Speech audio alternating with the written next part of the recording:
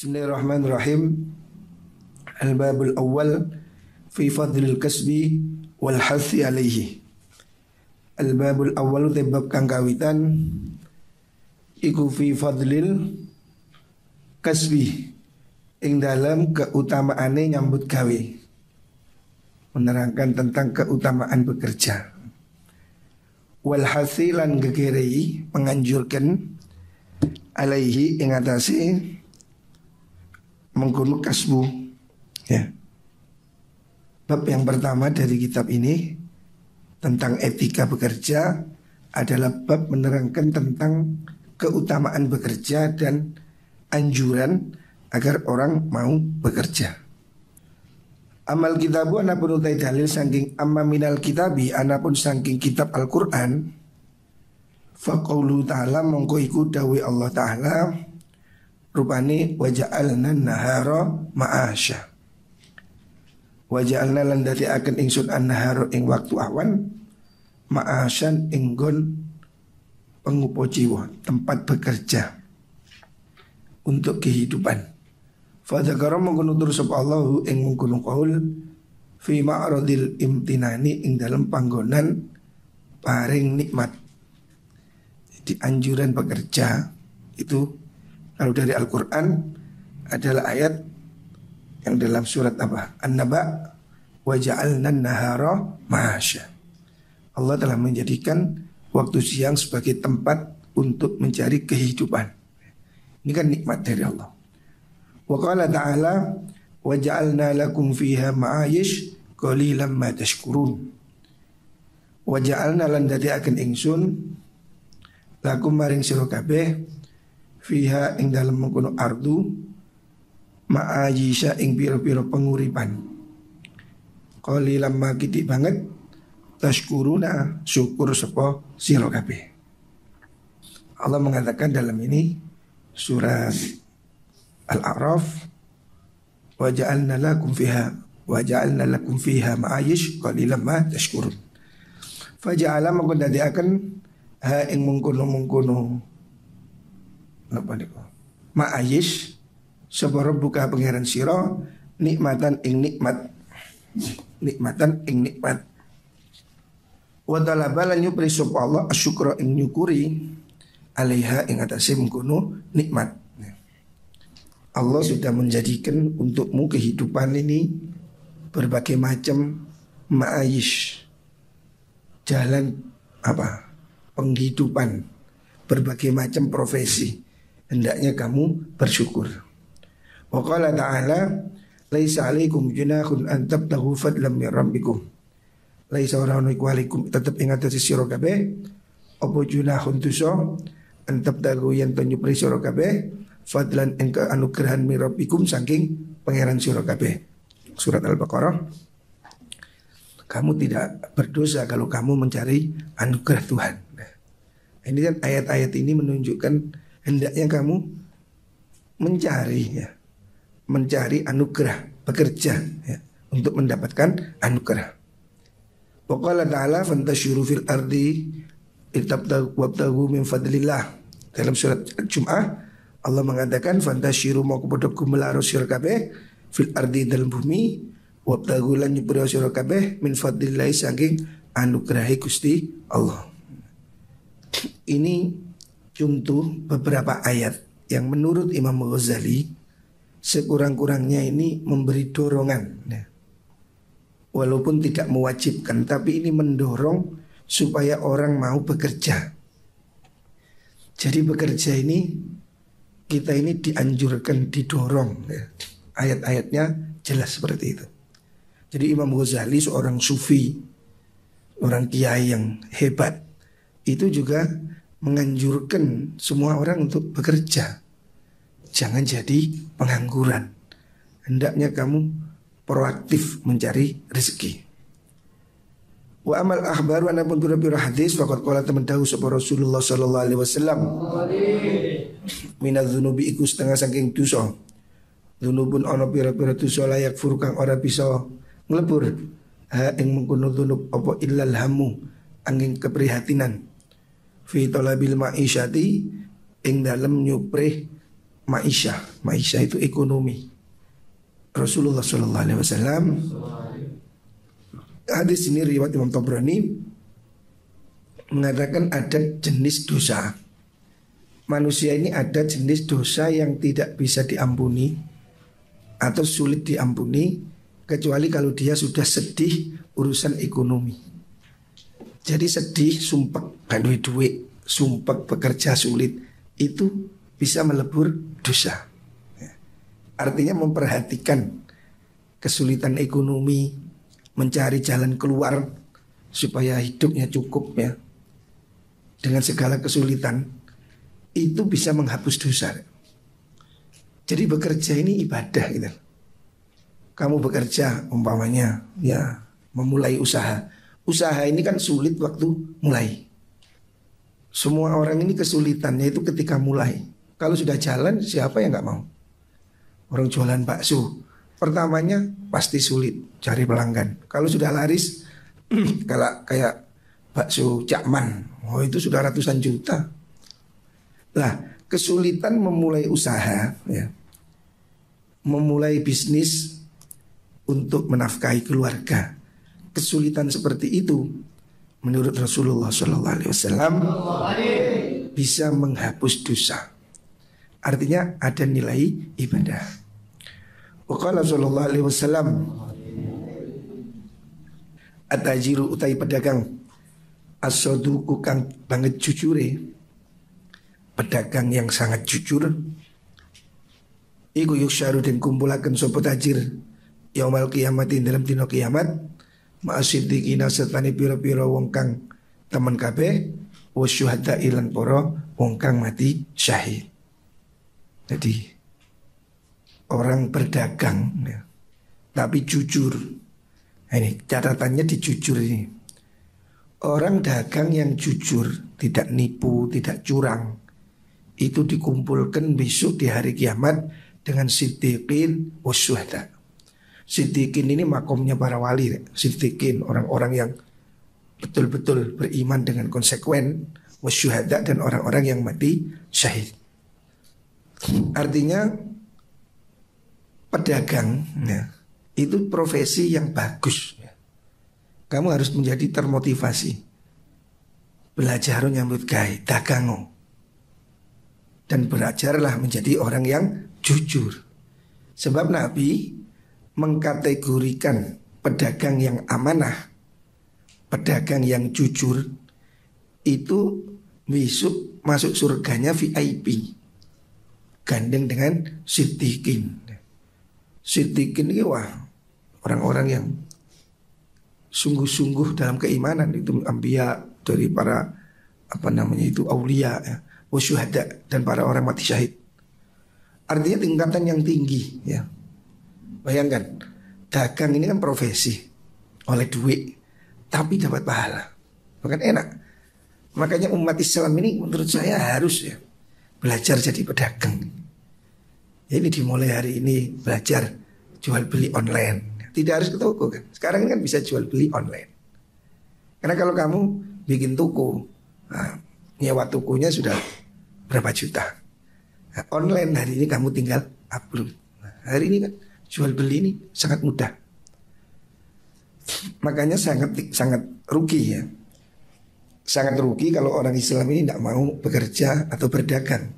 Sebab berdagang itu bisa menyebabkan dia masuk surga kalau dia berdagang dengan jujur. Ini hadis riwayat Imam Tirmidzi.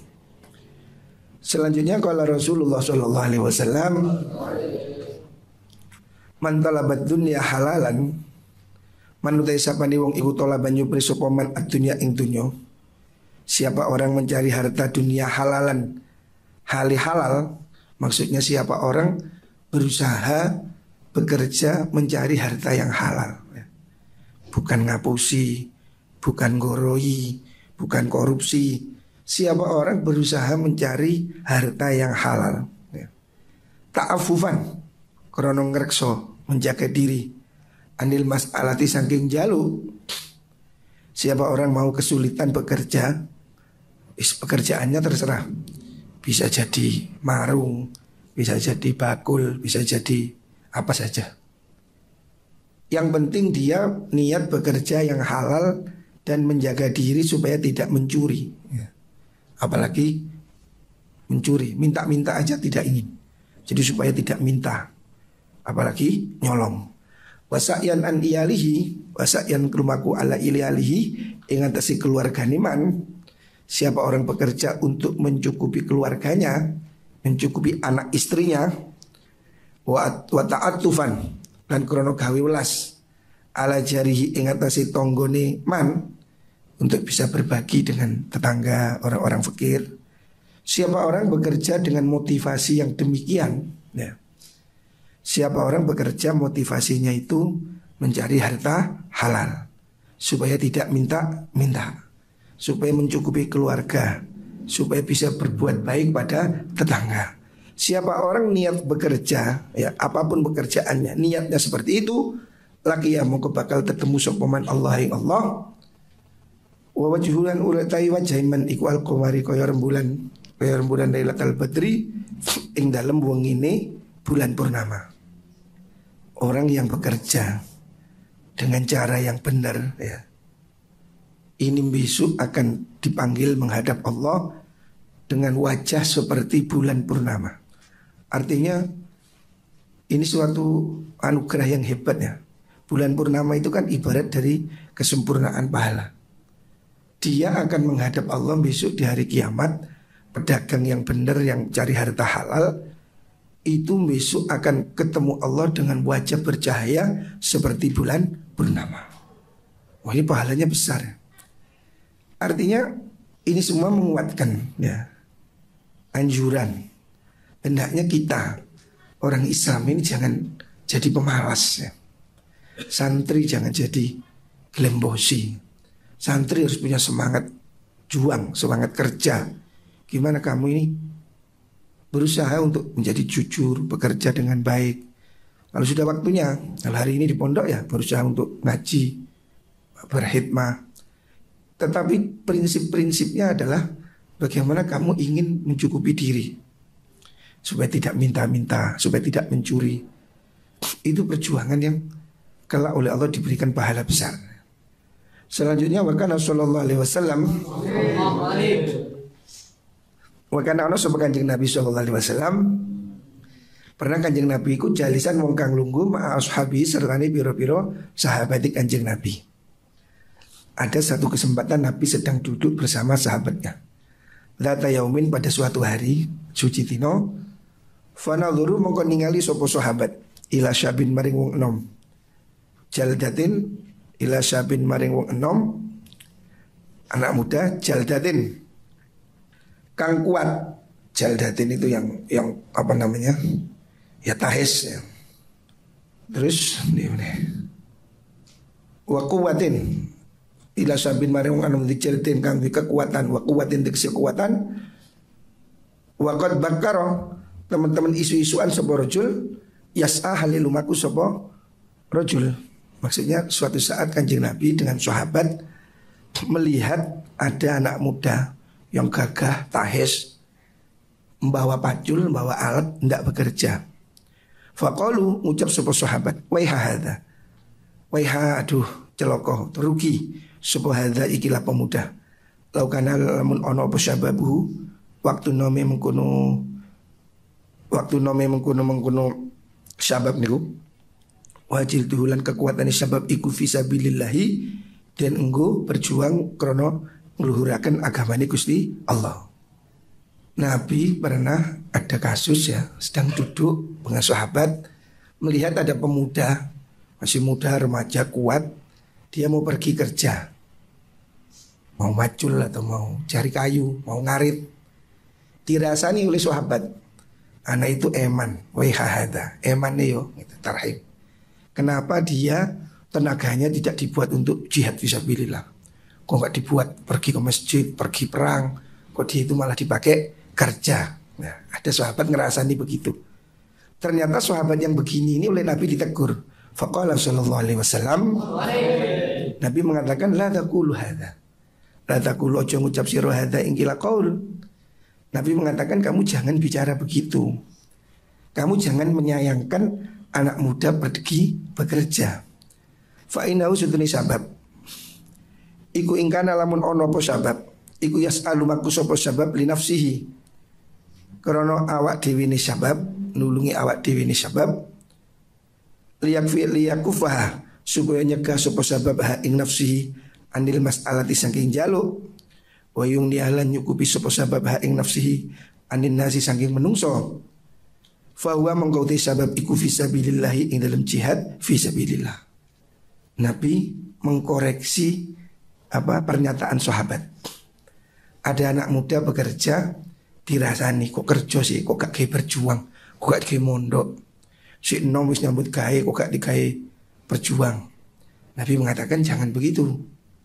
Anak muda itu kalau bekerja dia memang tidak ke masjid bekerja, tapi niatnya untuk mencukupi dirinya supaya tidak minta-minta ya. Supaya dia mencukupi dirinya supaya tidak mencuri. Maka fahuwa fisabilillah. Orang itu sama aja, dia dapat pahalanya jihad fisabilillah. Jadi jihad fisabilillah itu tidak harus perang. Orang mencari ilmu seperti kamu ini jihad fisabilillah. Siapa orang pergi mencari ilmu dia fisabilillah. Lah mencari rezeki juga. Siapa orang pergi mencari rezeki nyambut gawe tujuannya supaya dia mencukupi dirinya, supaya tidak minta-minta, supaya tidak mencuri, supaya hidupnya ini terhormat, itu jihad fisabilillah ya. Jadi kamu belajar nyambut gawe itu jihad fisabilillah gitu loh. Maksudnya awakmu sing sergap nyambut gawe. Kamu harus semangat bekerja. Karena kalau kamu bekerja tujuannya untuk mencukupi diri supaya tidak nyolong, tidak minta, berarti kamu bekerja itu dapat pahala jihad fi sabilillah. Jadi orang-orang Islam jangan jadi pemalas ya.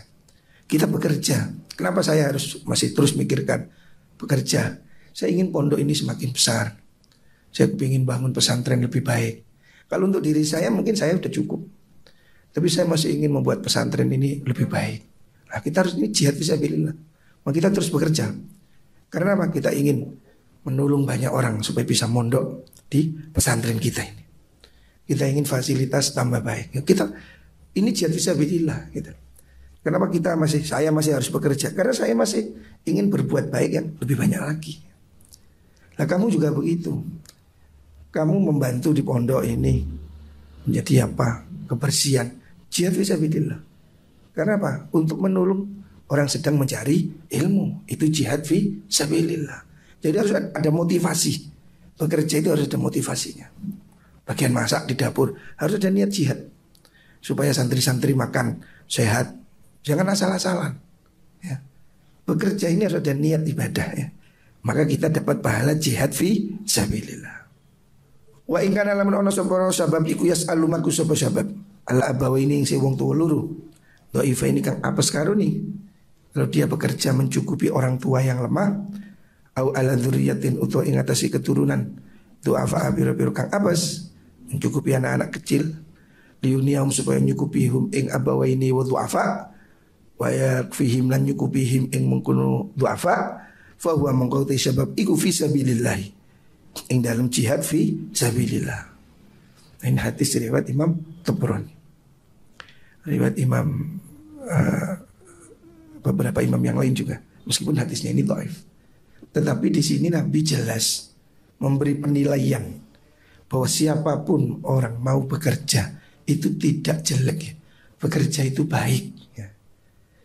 Bekerja itu bagus selama dia punya motivasi bekerja untuk menjaga diri, mencukupi dirinya, keluarganya, untuk sedekah, untuk kebaikan. Dia itu jihad fisabilillah ya. Jadi gak usah repot-repot perang. Tidak perlu jihad pakai bom. Hari ini jihad ekonomi ini sudah jihad. Kita hari ini jihad supaya gimana? Bisa nulung banyak orang, bisa mondok di pesantren kita ini dengan mudah, murah atau bahkan gratis. Kita sedang berusaha. Kita berusaha supaya pesantren ini bagus. Ini jihad fisabilillah. Jadi jihad fisabilillah itu tidak harus perang. Bekerja itu juga jihad fisabilillah. Makanya jangan malas. Yang harus dihilangkan ini malasnya itu. Game-gamenya itu yang harus dihilangi. Kalau kamu mabuk game, bengi game, isu turu. Nah itu sudah. Itu jihad dalam setan. Game, jihad, ya jihad setan itu. Jihad mengalahkan apa ya? Kamu jihad itu bekerjalah yang rajin. Bantu orang lain, bantu pesantren, bantu perjuangan. Ini jihad fi sabilillah. Jadi bekerja itu bagian dari jihad. Makanya jangan ada orang Islam ini malas, gak gelem nyambut gawe. Orang Islam harus kuat supaya bisa mencukupi keluarganya, bisa naik haji, bisa zakat, bisa berbagi ya. Ini bagian dari jihad fisabilillah. Selanjutnya bapalah beliau. Wan kana lamun ana sapa wong sabab ikhlas almaku sapa sabab tafakhuran krana kumedi wa takatsuran akeh-akehan dunya bahwa mongko tema sebab iku fisabilis syaitan ing dalam jihad sabilis syaitan. Tapi kalau orang itu bekerja untuk sombong, nyambut gawe ke sangu maksiat, berarti dia sedang bekerja untuk sabilis syaitan. Wa qala sallallahu alaihi wasallam innallaha subhanahu iku yuhibbu daman sapa Allah al-abda ing kawula. Allah menyukai seorang hamba yang tahidu kang ngalap sapa abad al-mihnata ing penggawean. Lihat tahida liyastagniya supaya nyukupi sapa wong pihak lan menggunung-menggunung mihnah anin nasi saking jaluk maring menungso. Rasulullah menyatakan Gusti Allah menyukai orang yang mau bekerja supaya dia tidak minta-minta pada orang lain ya. Itu bagus ya. Nyambut gawe jika ngemis ya. Ojo nyambut gawe ngemis ya perapatan ya, ngecek-ngecek. Iku tutup nyambut gawe. Iku jenenge ngemis. Bekerja yang benar ya. Bukan ngemis ya. Wa fil khabari dalam hadis innallaha subhanahu Allah taala iku yuhibbu daman sapa Allah al-mu'mina ing wong mukmin al-mukhtarifa kang nyambut gawe. Allah menyukai orang mukmin yang mau bekerja ya. Ini hadis riwayat Imam Tabrani. Allah suka melihat hamba yang bekerja. Artinya Allah tidak suka melihat hamba pengangguran.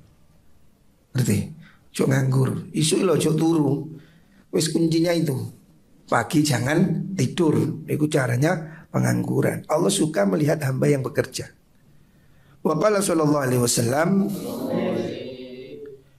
ahallu mauti luwi halali perkara akala kang mangan sup arrojulung lanang min kasbihi saking penggaweane rojul iku min kasbihi saking penggaweane rojul wa kulli bai'in dan saben-saben dol tinuku mabrurin kang bagus yang benar.